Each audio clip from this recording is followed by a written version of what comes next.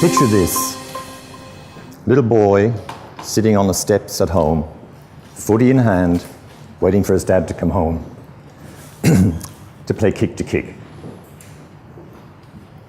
His mum calls him in for dinner.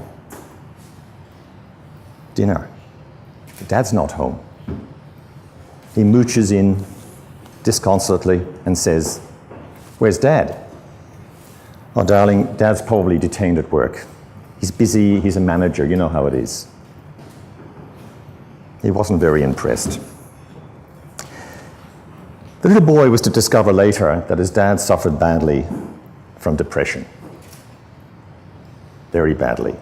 This was the 50s, and things like mental illness were firmly in the closet and the key was thrown away.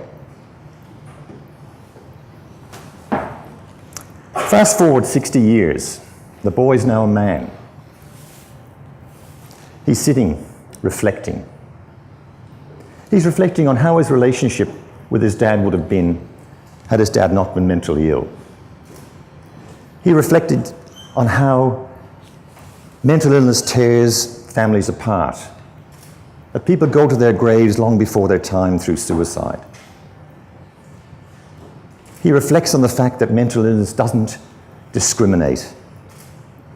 Rich or poor, successful, not so successful, it doesn't matter. It's there.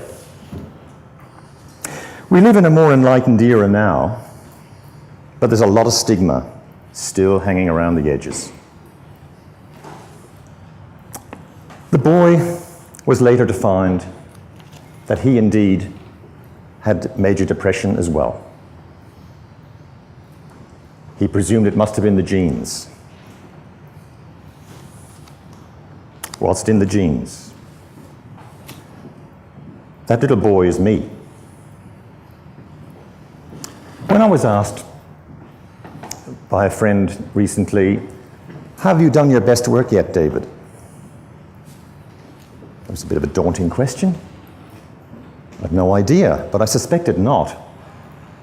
So I decided to make my priority my family, to communicate openly, not to hide things, to be honest.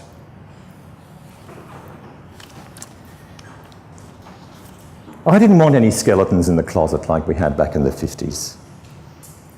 It was counterproductive. It's not healthy. I think we need to understand that mental illness is not a life sentence. Many people are afflicted by a form of mental illness, but do not and have not a problem fulfilling their lives as they would have wished.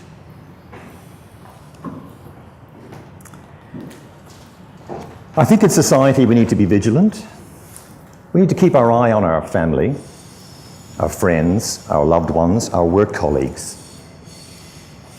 to make sure that there's not a behavioral change or a mood change that lasts more than 2 or 3 weeks.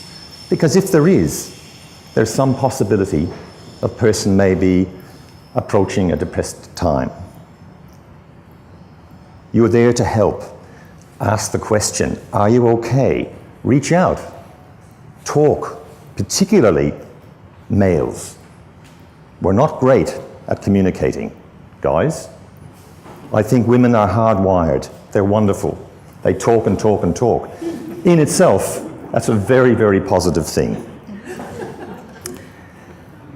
I don't want my grandchildren to sit on the step awaiting their grandfather who doesn't arrive and they don't know why. Thank you.